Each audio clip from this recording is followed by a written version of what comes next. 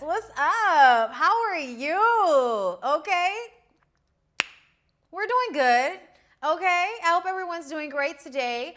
We're here for Southern Charm, New Orleans. Okay. So look, without further ado, let's get into it. So this episode, Tamika and her cousin Jared went on a trip to New Roads, Louisiana. Okay, now look, let me tell y'all, my daddy's side of the family is from New Roads. Okay, whoever the old white bandy was that, had the big plantation in New Roads, that white man, that plantation owner is my like great grandfather or some shit like that. Okay, so I know about New Roads, but I ain't never been. But they look like they got a crawfish spot that I need to go check out. I don't know if y'all know, but I'm a crawfish connoisseur. And it's a competition to the death. I go to all of them and see how they taste. Suck the head, okay? Just like she said, get the fingers dirty. They went out there to New Roads so that they can eat crawfish, which is why I'm talking about it. I'm probably going to get me some. I need to stop.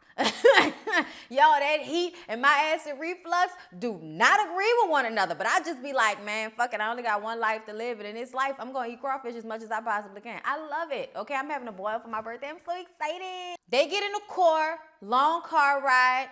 And the funny thing about this situation is that Jared and Tamika have not always known each other, okay? They only met each other like within the last 4 years. And then they get into something about how they, somehow in their family, there's a lot of kissing cousins in Louisiana. They have cousins that go with each other. No, okay, not in my family. Maybe in Tamika Lee's family. And that's all right. You got to ask, because if you're not a first or second cousin, then it don't matter. That's how they look at it, okay? That is the truth. That's what they say out here, the truth. That's what they say out here, okay? But no, we had a big family, so I needed to know who each and every one of my cousins was. We wasn't gonna make no accidents around here, all right?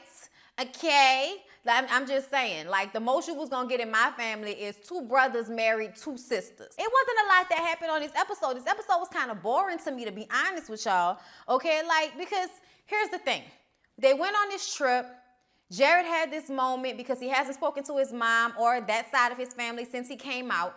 So this was like a little meet and greet to introduce Tamika to them, but also to like kind of gauge where his family was with the realization that he's gay. And I just kind of felt like, boy, they knew. You talking about you not coming out, they coming into my life. And I just feel like even though he's honest and he's saying it on national television, it seemed like he still has some type of issue with saying, I'm coming out. I'm coming out.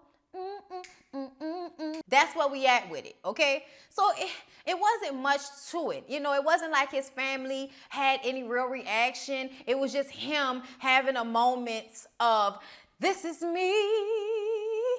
This is who I am. You gon' love me for me. I look at Jared. I see Jared. I'm like, oh, that's Jared. I love Jared. And if ain't nobody gon' love Jared, that's all right, because I love Jared. Okay, look. Gotta put it in the musical form. All right, look. Hop, skip, and jump over to John. Okay, John is spending time running in the quarter, extra sweaty, with this little cute chick named Ty. Okay, if Ty looked familiar to y'all, it's because she was one of the nude models at the party that John threw that pissed Tamika and Reagan off. Okay, now he doesn't want to complicate things, and it's like, I swear, these types of dudes, bruh, it's like they come in a dozen pack. Like, I'm just saying, like, his whole vibe, it just coincides with what I think. Like, when I first saw him, I was like, oh, I know him. You know what I'm saying? I know I'm cute. I know I'm pretty. I know I'm talented. I'm kind of deep, okay? Like, I know you want me, but you can't have me, bitch, because I'm single, okay? Single life. All right? Like, it's just a vibe that they give off. It's like you might really like me and I might let you get all of this, but you can't keep it, bitch. All right, like that's the feel he give. And whenever I see dudes like that, they kind of have a tendency to be full of themselves. I still think that John is cute and I like him. Okay, I don't dislike him, but he's just one of them dudes that I would have just played absolute fucking dust because I feel like every other bitch gonna give him so much attention. You don't need to get it from me. You know, when I was single. But anyway, he just made a point to say that he's not trying to overcomplicate the situation with this young lady, but he invites her to the trip to Myrtle Plantation, y'all, okay? Before everybody gets on the bus to go to Myrtle Plantation, there was a scene where we see Reagan and Jeff both talking to somebody about their issues, okay? She goes to the quarter and gets a reading from a psychic, and he is in Covington going to therapy with a doctor, all right? Or a therapist, whichever. And they're mirroring each other, okay? The psychic is telling her that she needs to be patient and that her husband has a dark cloud over him, but she doesn't need to disturb the balance of things. And y'all know she's been staying in a quarter, right? And he's been at home in Covington by himself, but this is giving him time to deal with his emotions, deal with his anger issues, and just deal with the things that Jeff needs to take care of without having to be, everything to Reagan. And he didn't realize he needed this, but he did. And we didn't touch on this on my reviews, but we found out early on in the show, I can't remember which episode it was, maybe 1 or 2, that Jeff's mom stole hundreds of thousands of dollars away from him and then just up and disappeared with some of his money.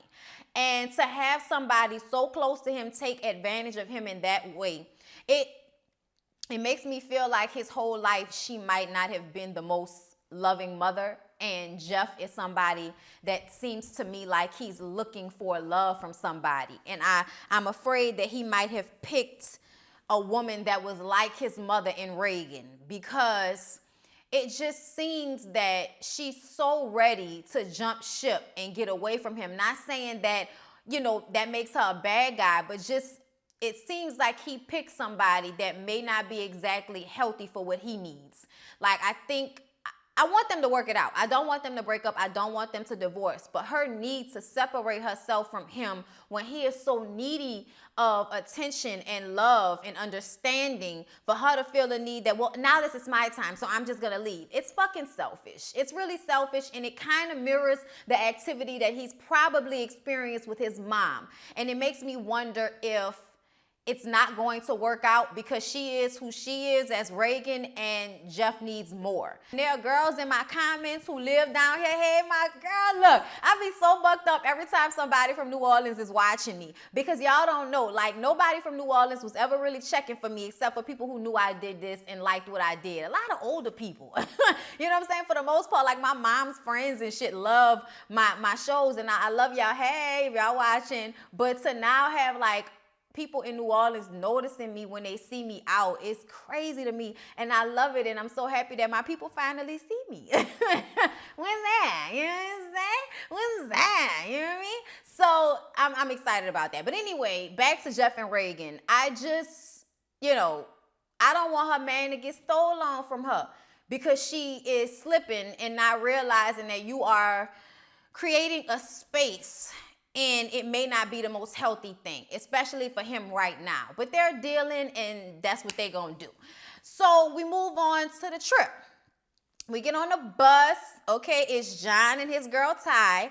I don't understand why when Ty got on the bus, she didn't speak to anybody. And I want y'all to know that we don't do that. When you come up on a bus, especially if it's around people who you may not know that well, bitch, you put on your best Southern girl. Hey, how y'all doing? Everybody all right? How y'all doing?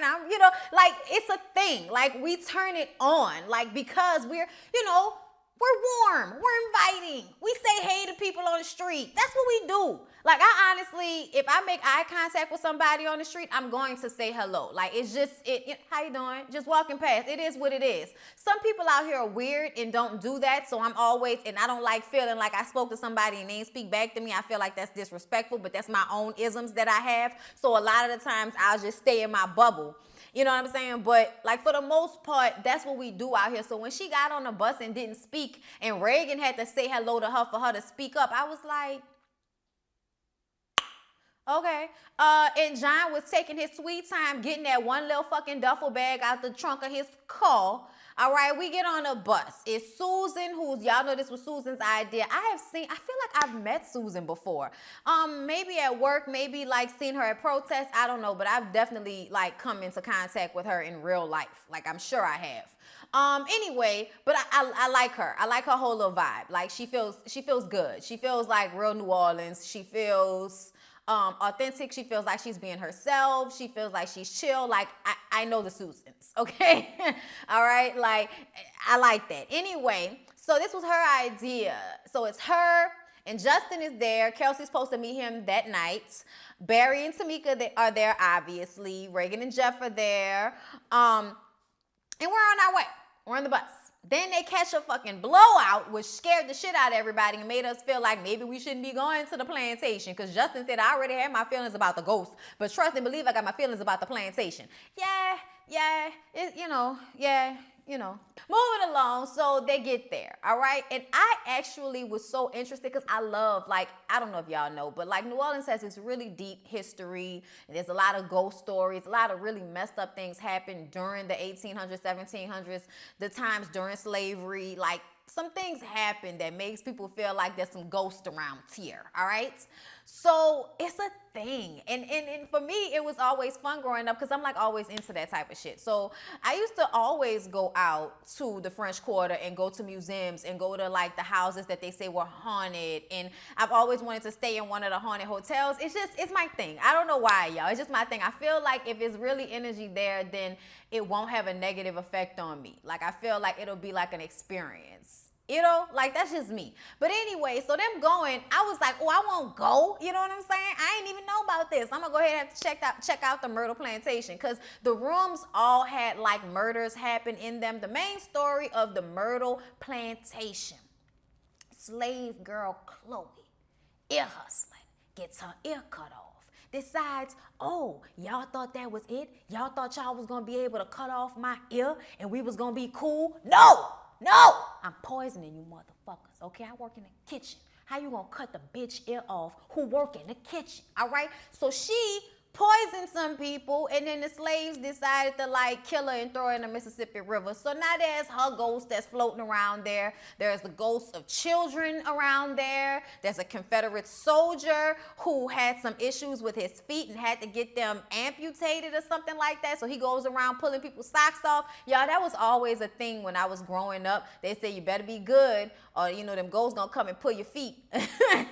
They'd always say, somebody gonna come pull your feet tonight. And I actually would have dreams of people pulling my damn feet. Yeah, look, okay, like it's a real thing down here. Anyway, so they get in the house and Justin is automatically freaked the fuck out, okay? He was not comfortable at all. And I feel like he had been drinking that whole time because he was so nervous. And then when they're getting dressed for dinner, now his chest is feeling tight. He laid down on a bed and was completely zonked the fuck out. I'm like, boy, you was drunk. Don't play with me. You was fucking drunk. You had did the most and it was time to take a nap. Okay, like that's what happened. Don't play with me. Anyway, I was just saying they was trying to make it seem like either something might have been actually wrong with him or like maybe he had a ghost on his back. I don't know. But brother went to sleep and was zonked out. All right. So downstairs they having dinner.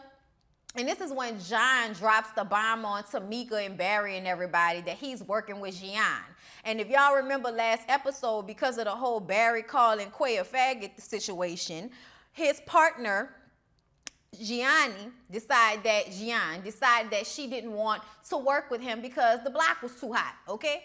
And now she's going to work and do like a art drinks type of event with John. And I'm like, that sounds really cool. Like, that's something I would want to do. Like, really, drink, drinks I've never, drank before. Because, like, if you know, there's, like, a whole bunch of bars out here. And every year they have, like, a bartender's convention. And they make some of the most amazing things that you've never, had before in your life at any bar. It's crazy. I love it. So this was like, ooh, interesting new fun drinks to get messed up on in art.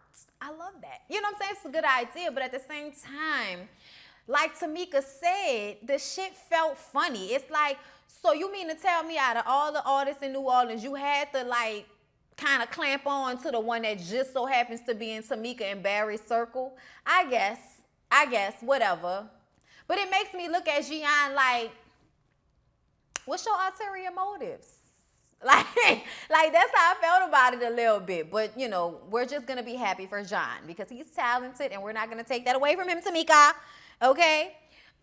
So yeah, then they have the Zydeco band come, and like Tamika explained, Zydeco is not really a New Orleans thing, but it's like a Louisiana Cajun thing.